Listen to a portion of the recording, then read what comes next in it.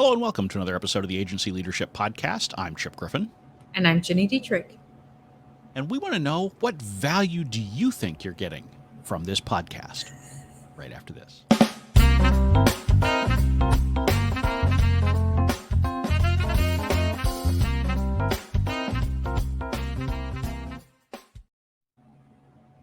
I don't know about you, Jenny, but I think we provide tons of value in this podcast every week. I would say it depends. Some weeks probably so, and some weeks. All right. Can we agree we provide at least a little value with this podcast? Yeah, I would agree with that. All right. We can agree on that. But is what we think the value is the same as what the listeners think the value Not is? necessarily. Not necessarily. And that's what we're going to be talking about today, because agencies have the same problem when they're thinking about their clients. And this is sort of a follow-on to our recent conversation about the possibility of a recession. And if there's a recession, companies will be pinching pennies and trying to figure out where to cut their budgets. And in fact, there's already some survey research I've seen this week that suggests businesses are already starting to cut back just in case something happens. We're seeing that already too.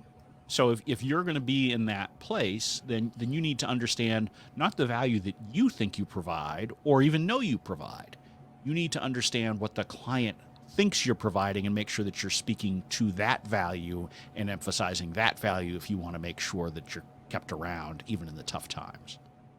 Yeah, it's really interesting because, as you mentioned, some companies are already starting to cut back, and we're starting to have conversations like that with our clients.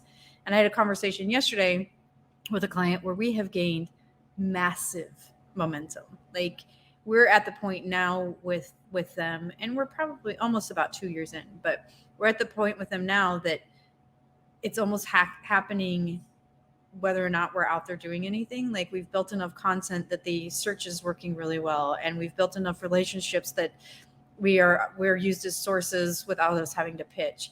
And like, all of the stuff in the Peso model is working really well and integrated, and it's sort of a well-oiled machine.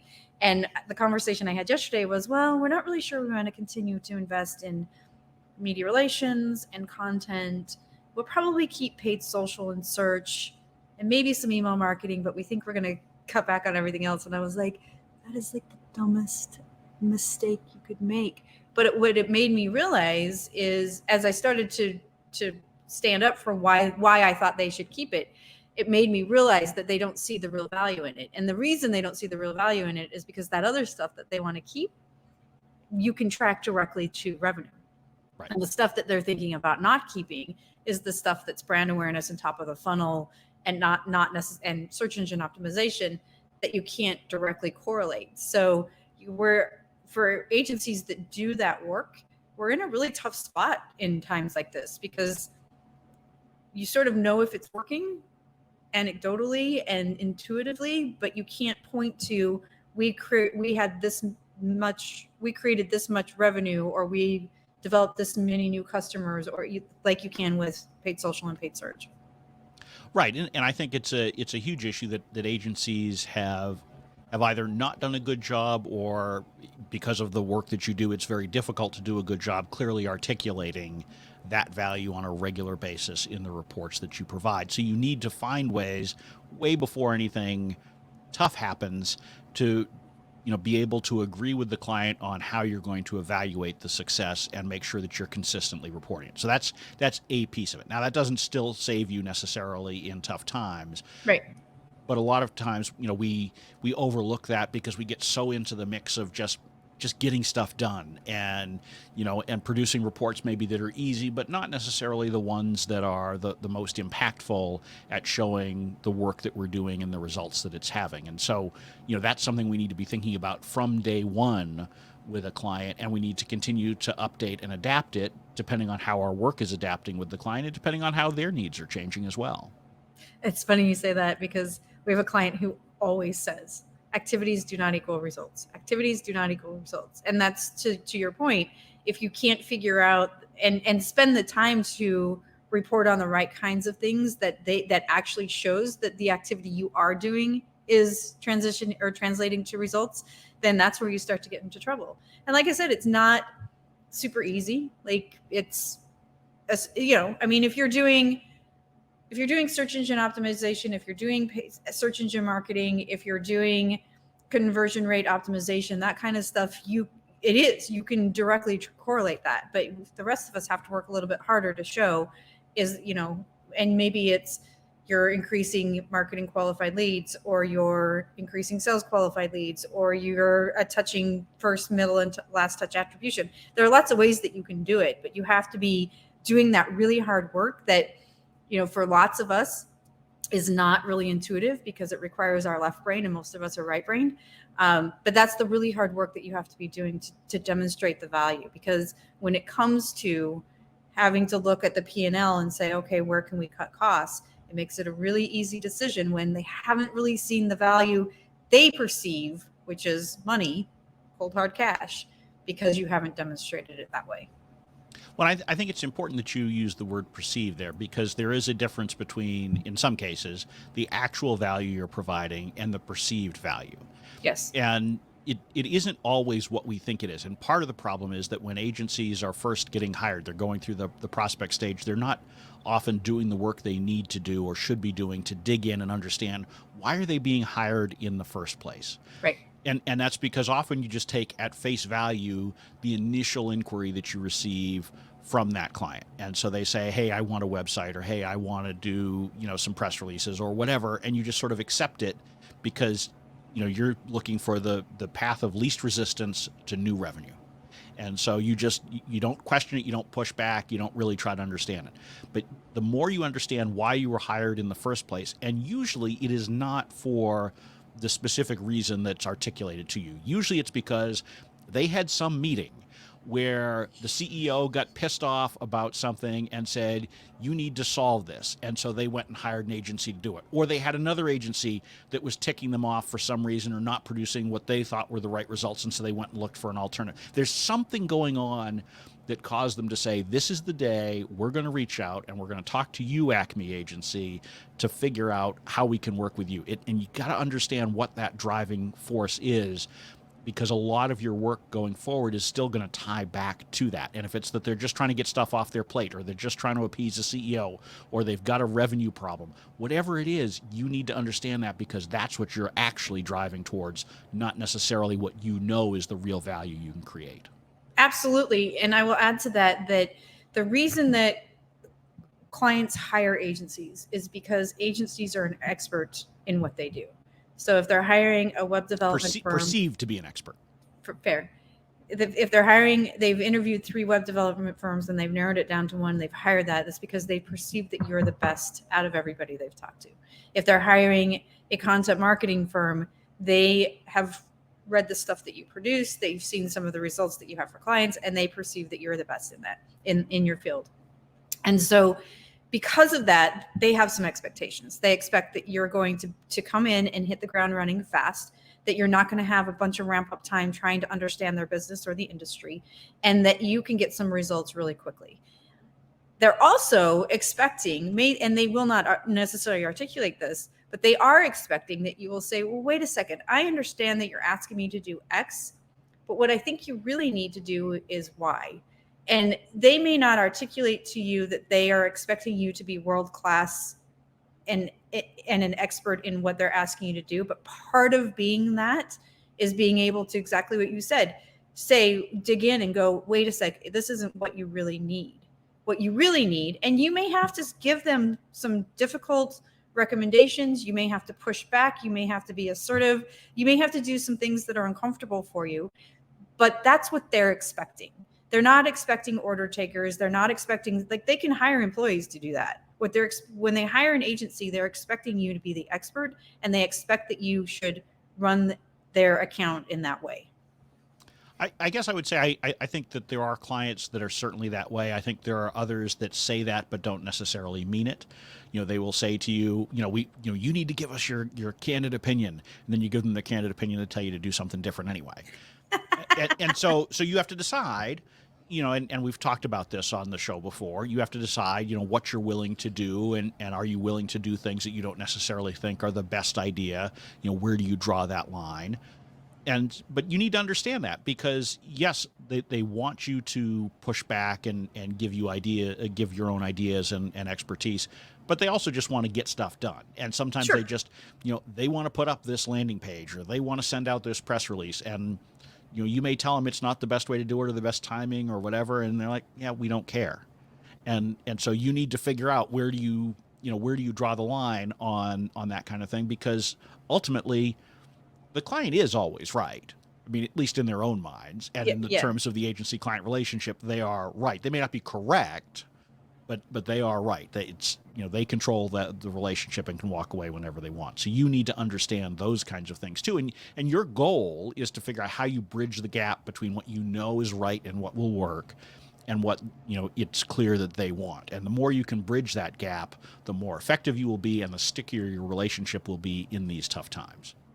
So you mean when somebody tells me they want to send a news release out about their new hire and I tell them no, I should probably be a little more flexible. Well, I'm I always mean, like, no, you just need to no. decide, is that the hill you want to die on?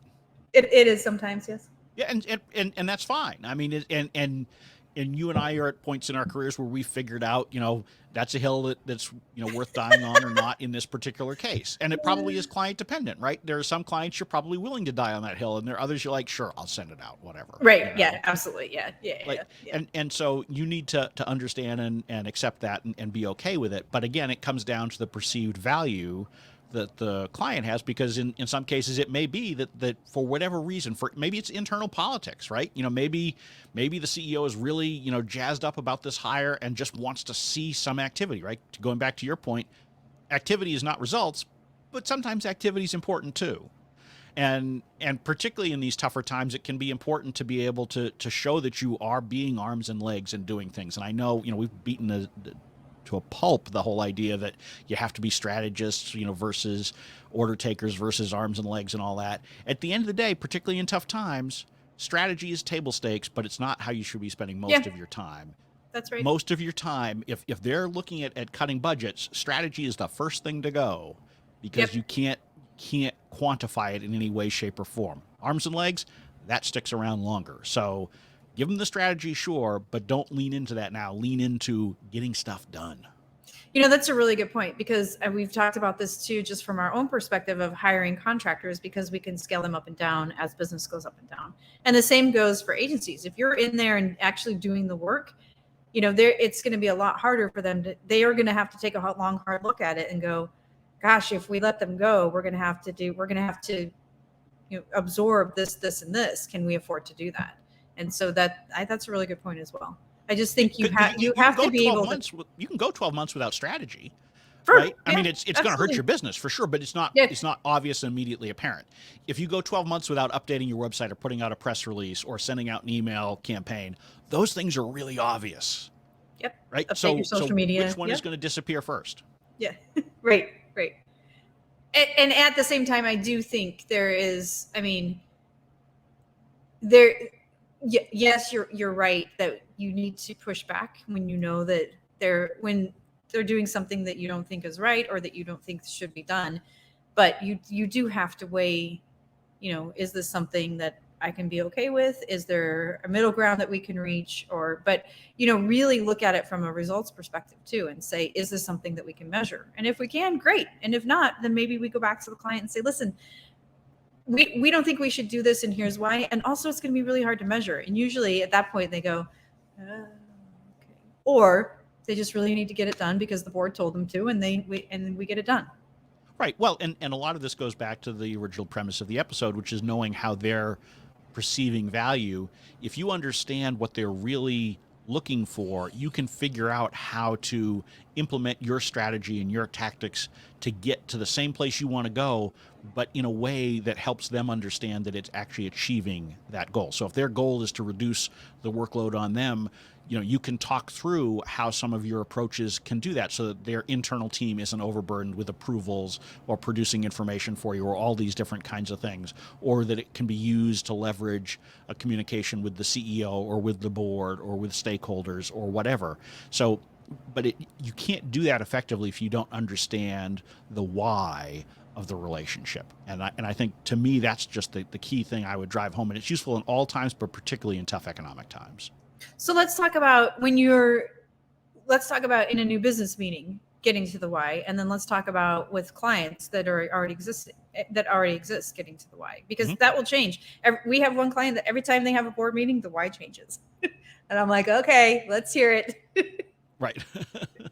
Here we Well, go. I mean, it's easiest in the prospect stage, and it's also For the sure. time where most often it just doesn't happen, because oftentimes the prospect calls up the agency and says, we want to start doing more social media, and so you jump in and you start talking about how all these great things that you can do with social media, and you've got all these ideas, and we've done this great stuff for other clients, and so we just jump right into that, and it goes to a point that we make repeatedly here, which is you need to shut up and listen. Right. And more to the point, you need to ask questions, and you need to keep asking why until you actually get to the root of it. And so for me, in whatever business that I've ever run, I always try to, in that first conversation with a prospect, understand why we're talking today. In other words, why did we actually set up this appointment today? And that's where you can start getting to, and they usually start with, well, because we need a new website. Cool. Okay. But why? Right. Talk me through the journey that you've gone through to get here. And the more that you can get them talking, they will typically start sharing, well, we had a meeting 2 weeks ago and we talked about this, or we had our quarterly planning session and this is one of the quarterly goals, or whatever. And the more that you get them talking about those internal machinations that got them to actually set up the call and take time out of their calendar to meet with you, the more you will understand their true motivations, at least in the moment. Now, you still have to continue to update that over time, because it may adapt 6 months in, 12 months in, depending upon how their business is going and how the relationship is going and all that. But always ask questions, shut up and listen. You will learn so much if you just shut the lips. That's exactly right. It's so funny you say that, because just yesterday we were a colleague of mine and I were talking to a client, and we just shut up. Like we did the traditional journalist trick where we met him with silence, and he just kept filling the silence, and it was amazing because we got so much information. In fact, my colleague texted me and was like, man, he really doesn't like silence. I'm like, I know, this is great, but you get so much. And that's such a great trick. Journalists do that too, because they're trying to get as much information out of you. And maybe they don't know the right questions to ask, but knowing that if you're a person who will fill the silence, that they will get to the information that they need. So, and most people are that way. Most people will fill the silence. So even if you don't have the right question for when they stop talking, just take some notes and just let there be some silence for a few seconds, and I guarantee they're going to keep talking. Right. And I think, to me, the trick is you haven't really listened enough if you actually believe the first reason they gave you. That's fair. Right. I mean, because almost none of us will go into a conversation with someone that we're going to pay money to simply because of the most obvious reason. Like, so, I mean, I go to a dentist and, I'm there because I need a root canal. Well, why am I going to get the root canal? Well, it's not because I want a root canal. Okay. I can assure you of that. Unless you're a masochist. Right. And it's not even that it's because the tooth is infected. It's because of the pain that the infected tooth is causing. Yes. And I couldn't stand it any longer. So now I'm going to deal with it because I have no other alternative. Right. And so when you understand that, you start to realize, okay, well, what I'm trying to do is just get rid of that pain. And every client, every prospect who comes to you has some kind of pain that you will be relieving. It may be the pain of not enough revenue, of not enough leads, of a barking boss, whatever it is, it's something. And your job is to kill that pain first and foremost. So listen, ask questions, take some good notes, figure out what the pain is. Don't let them get away with the first answer. Try to dig deeper and deeper, 3 to 5 levels deeper. And when you do that, you can start to demonstrate the value that you provide, and you both will be aligned on that value because you're helping to solve the pain. And you've got to repeatedly demonstrate that value to the client. over and over again. They need to know what you're doing. They need to know what the results are that it's creating. You cannot assume that they know or that they realize. You need to draw a very clear line from what you're doing to the result that it's creating. If you can do it quantitatively with third-party data, fantastic. If you can't, do the best you can, because otherwise you are going to be the first to go when they're looking for budget cuts. Yep. Every time. Every time. Single time. And it's a lot easier to let an agency go than an employee go. So Yes, you have a much higher bar to clear, even though you are technically the expert. Yes, you do. Super easy. So know your value, show your value, keep your gig. It's all good.